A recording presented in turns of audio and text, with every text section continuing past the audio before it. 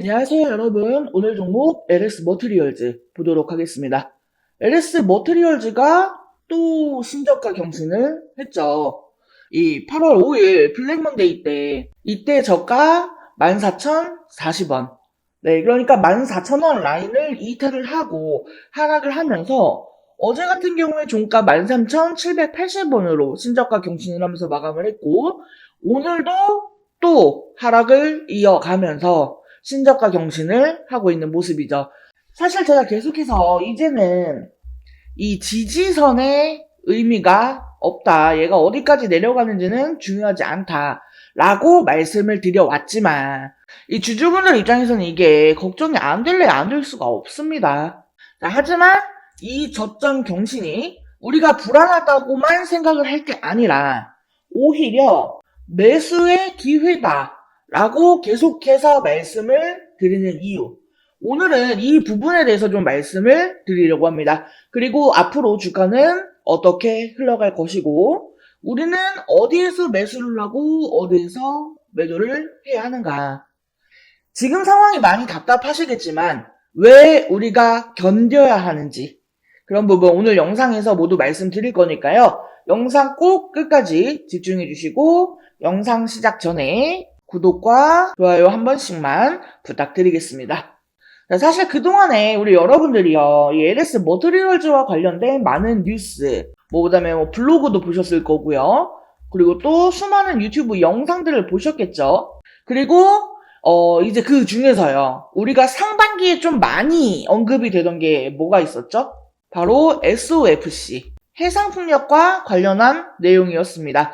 이 해상풍력과 수소연료전지가 전력 공급의 대안으로 주목을 받으면서 이 해상풍력 발전에 사용되는 울트라 커패시터, 그리고 이제 고체 산화물 연료전지 주요 부품을 만드는 이 LS 머티리얼즈가 수혜를 받게 될 거다. 그리고 또 뭐가 있었어요? 이 해상풍력 특별법. 여기에서도 이제 수혜를 받는다. 라는 내용으로 관심을 받았었습니다. 하지만 이후 딱히 어떠한 소식 없이 그냥 흐지부지 점점 우리 관심에서 멀어지면서요. LS 머티리얼즈를 SOFC와 연관지어서 얘기를 하는 그런 사람들은 거의 없었다라고 봅니다.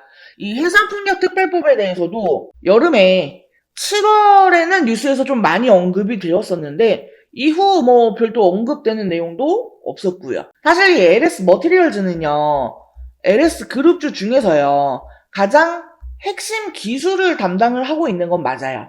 하지만 얘가 딱히 전면에서 어떤 수주, 공급 계약 이런 것들을 내세우면서 관심을 받기는 좀 어려운 부분이 있습니다.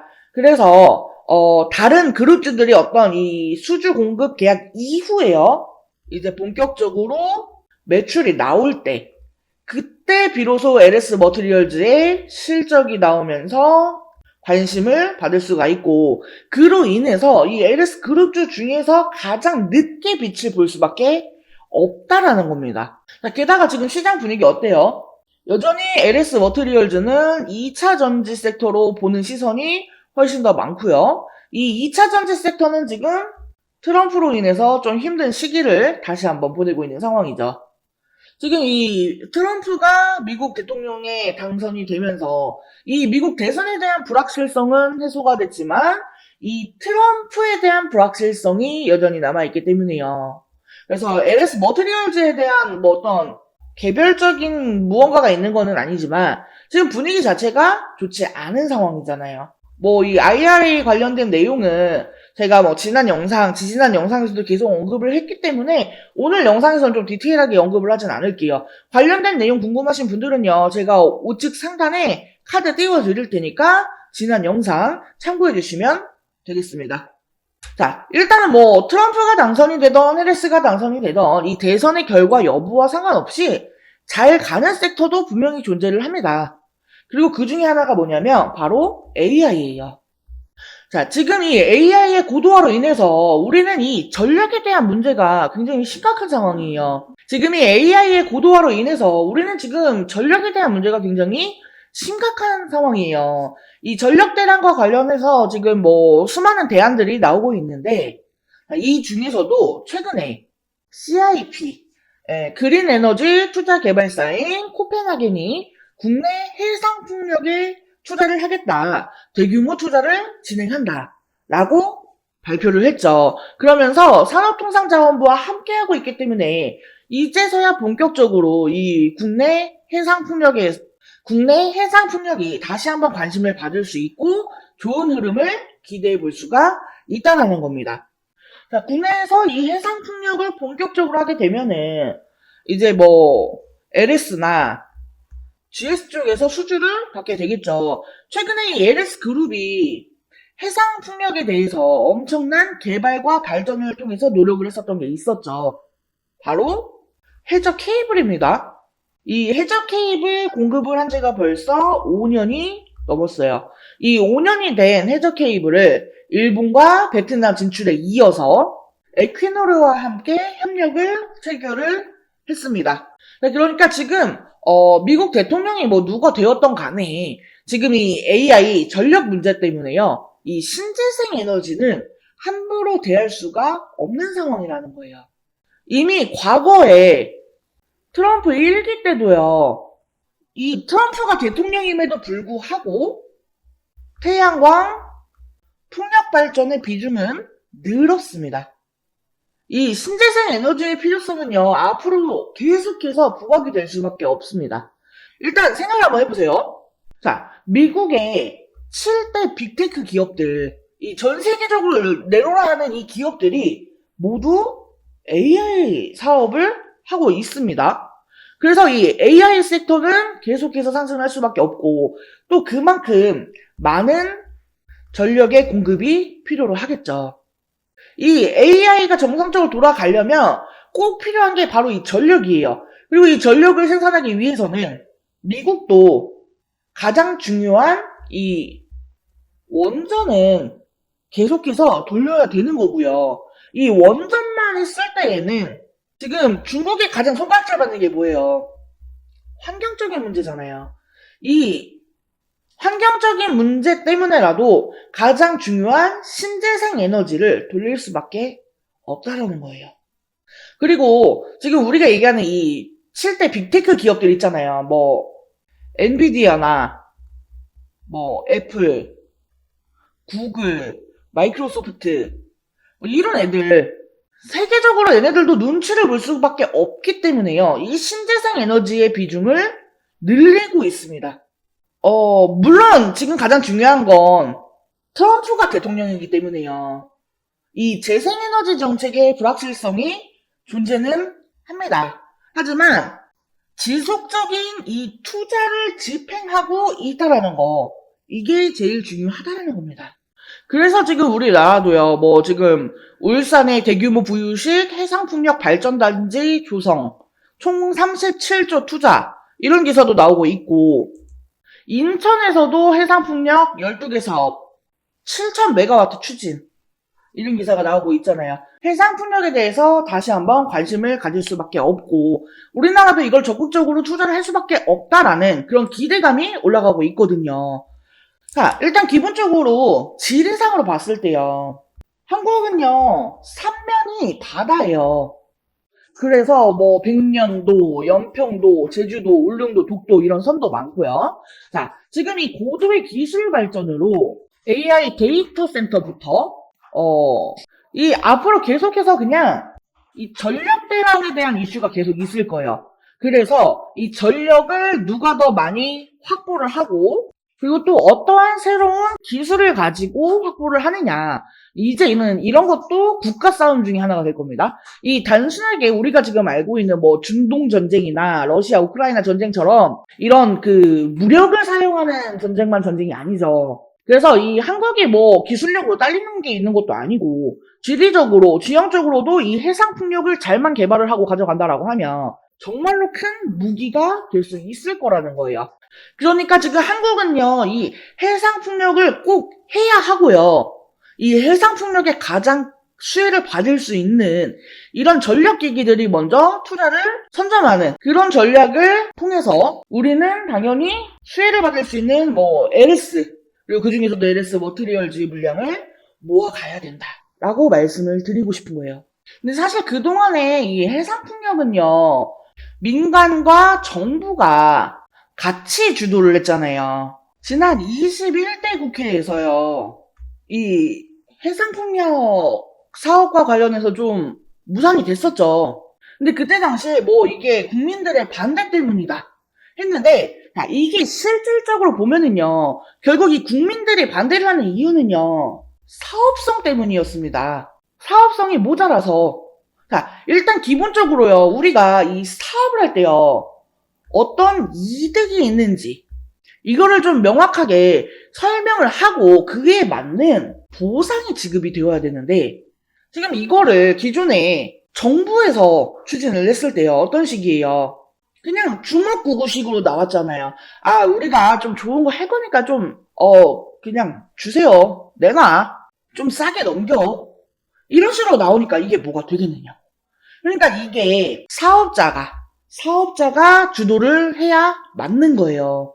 이 사업의 목적이 뭐예요? 결국에는 돈입니다. 그리고 이 사업가들은요, 내가 가져갈 수 있는 이득이 충분하고 확실하다라고 하면요, 투자를 아끼지 않습니다. 그렇기 때문에 충분한 보상금이라는 것을 내줄 수가 있다라는 거예요. 말 그대로 협의라는 게 가능하다라는 거죠. 자, 어쨌든 지금 이 해상풍력과 관련해서는 계속해서 화두가 될 수밖에 없을 거예요. 한국이 강국이 될 수 있는 몇 안 되는 조건을 갖춘 사업인데 이거를 우리가 포기를 하면 안 되잖아요. 그리고 계속해서 말씀드리지만 이 해상풍력과 관련해서 가장 중요한 역할을 하는 게 바로 LS 머티리얼즈다. 일단 기본적으로 뭐예요? 이 해상풍력, 풍력 발전기 터번에 들어갈 울트라 커패시터라거나 그 다음에 이 전력을 저장할 수 있는 에너지 저장 장치, 이런 인프라에 필요한 그런 기술력을 가지고 있는 기업이 LS 머티리얼즈이기 때문에요.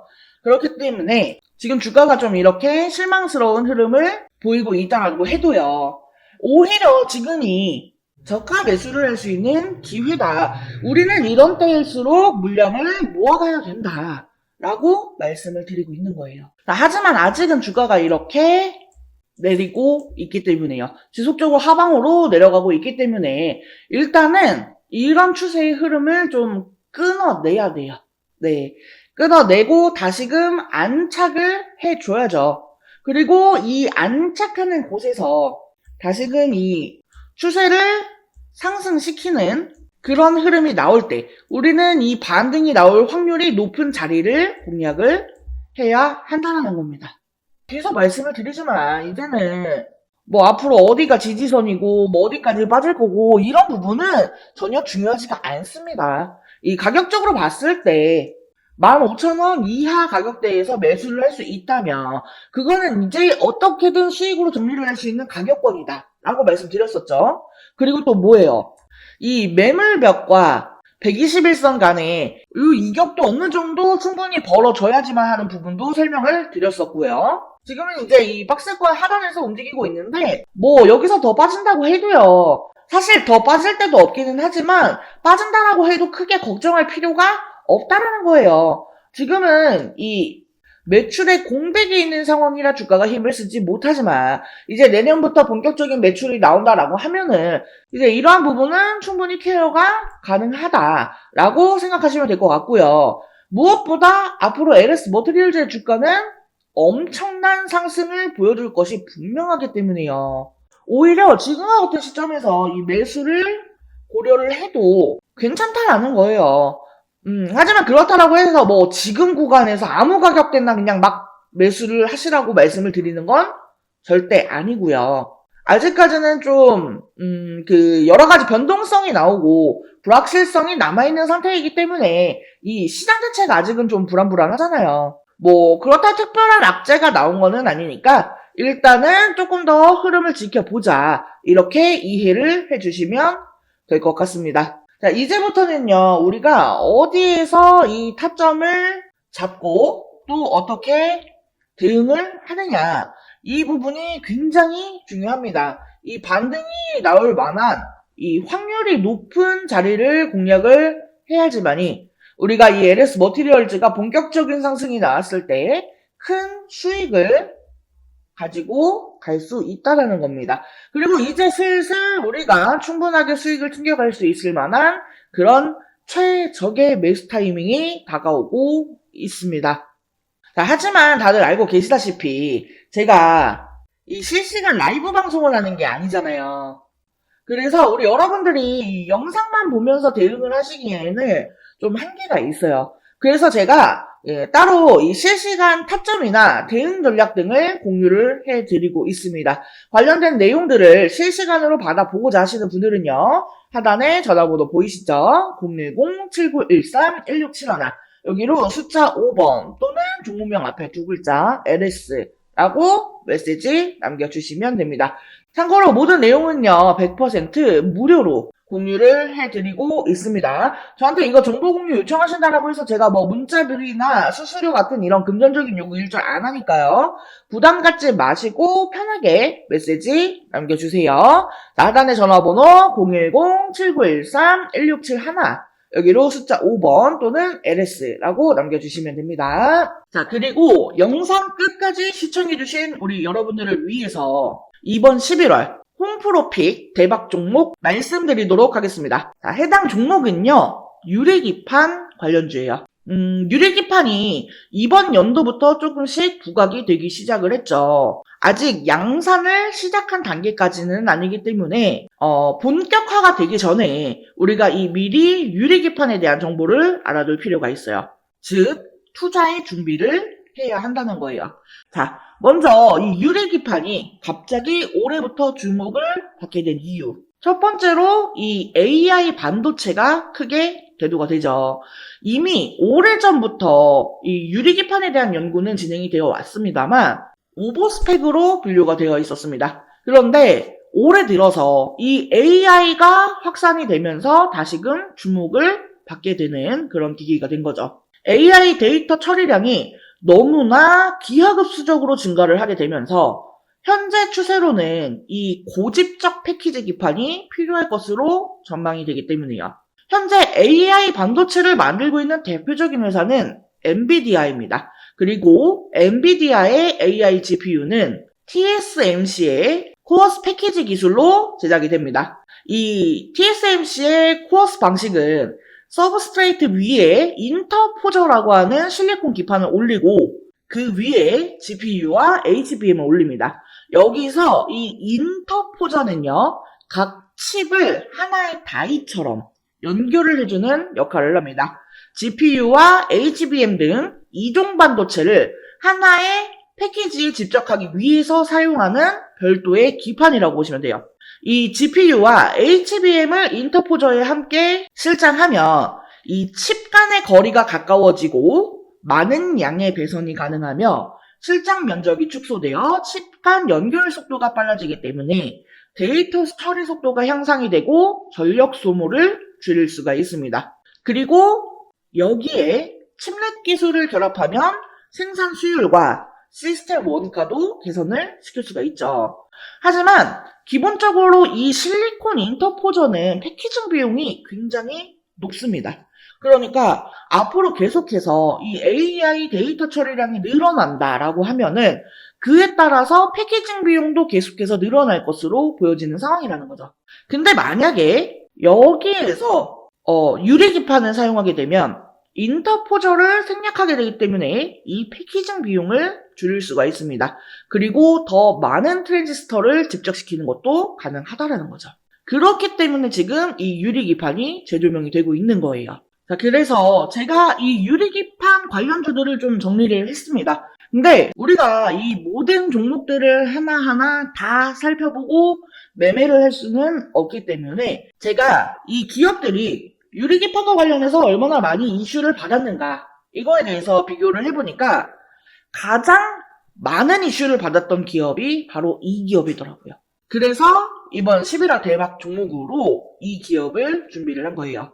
해당 기업의 특징을 살펴보면은 일단 반도체 패키징용 유리기판 제조 장비를 양산 라인에 최초로 공급을 한 기업입니다. TGV 등 유리 가공 장비를 선제적으로 준비해 현재 납품을 하고 있는 대장주라고 라고 볼 수가 있겠습니다. 지금 이 종목을 포함해서요, 유리기판 3대장이라고 불리우는 종목들이 있어요. 각각 유리기판을 생산하고 장비를 담당하고 소재를 담당하는 그런 기업들입니다. 그리고 제가 준비한 이 종목은 이 중에서도 장비를 담당하고 있어요. 자, 게다가 이 3대장 중에 유리기판을 생산하는 기업에 TGV 장비를 납품을 하면서 이 유리기판의 가장 수혜주로 부각이 되었습니다. TGV 공정은요, 유리기판을 뚫는 전극 통로를 만드는 기술인데 이게 유리기판의 핵심 기술이거든요. TGV 공정은 세 가지 방식이 있어요. 레이저 방식, HF 애칭 방식, PNL 가공 방식. 이 회사는 레이저 방식과 HF 애칭 방식을 혼용해서 사용하기 때문에 유리 표면에 미세한 크랙을 줄이고 식각 속도를 향상시킬 수 있습니다. 이 크랙이 없이 홀을 만드는 게 제일 중요한 거거든요. 근데 이러한 부분을 두 가지 방식의 공정을 혼용 사용하면서 커버를 했다라는 겁니다. 무엇보다 이 글라스코어 기판 제조 공정에서 이미 4가지 장비나 공급을 하고 있다라는 점이 가장 대조되는 내용입니다. 해당 종목의 차트를 같이 한번 살펴보면은 사실 이전에는 관련주였기 때문에 주가가 고만고만했습니다. 그런데 올해 들어서 이 유리기판 관련주로 부각이 되면서 역사적 고점을 만들었어요. 하지만 이후 이 반도체 업황 둔화로 주가가 급락을 했고 최근 쌍바닥을 찍고 강하게 상승 중에 있습니다. 다른 반도체주들보다 상승 흐름이 굉장히 강한 것을 볼 수가 있어요. 수급 또한 지난 한 달을 보면은요, 개인은 팔고 외인과 기관은 샀습니다. 특히나 연기금이 의미 있게 사 모으는 점을 주의 깊게 보시면 좋을 것 같아요. 자, 이 유리기판의 개발 속도를 갑자기 높이기 시작한 것은 AI 때문이라고 말씀을 드렸죠. 이전부터 꾸미기판이라면서 이 성장성에 높은 점수를 줬지만 이게 워낙에 어려운 기술이기 때문에 허들이 높았습니다. 자, 하지만 HBM에 들어가는 실리콘 인터포저의 쇼티지 지속, 그리고 실리콘 인터포저보다 싸고 매력이 많은 글라스 기판은 이 자본을 들여서 개발 속도를 높일 수밖에 없는 상황이에요. 제가 앞에 유리기판 3대장이라면서 말씀을 드렸어요. 근데 사실 이 중에 진짜 대장주는 이 유리기판을 생산하는 종목이에요. 하지만 해당 기업은 아직까지 개발 진행 단계에 있기 때문에 적자가 지속되는 중이죠. 그나마 제가 이번 11월 대박 종목으로 픽한 이 기업은 장비주에 해당이 되기 때문에 실적이 유리기판을 생산하는 종목보다 선반영이 될 수가 있습니다. 또한 시총이 작은 소형주이기 때문에요. 가볍게 움직일 수 있다라는 매력도 있고요. 소형주 중에서는 이 기업이 대장주라고 볼 수가 있겠습니다.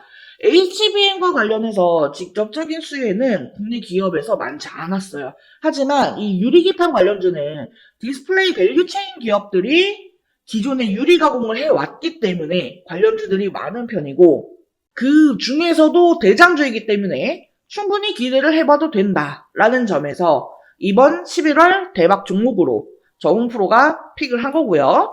해당 종목과 관련한 내용이 궁금하신 분들은요. 010-7913-1671 여기로 대박이라고 2글자 메시지 남겨주시면 제가 관련 자료와 함께 타점, 대응 전략을 공유해드릴 수 있도록 하겠습니다. 자, 이번 영상은 여기서 마치도록 하겠습니다. 제 영상이 조금이라도 도움되었다면 구독, 좋아요, 알림 설정 한 번씩 부탁드릴게요. 오늘도 영상 시청해주셔서 감사합니다. 다음 영상에서 또 뵙겠습니다.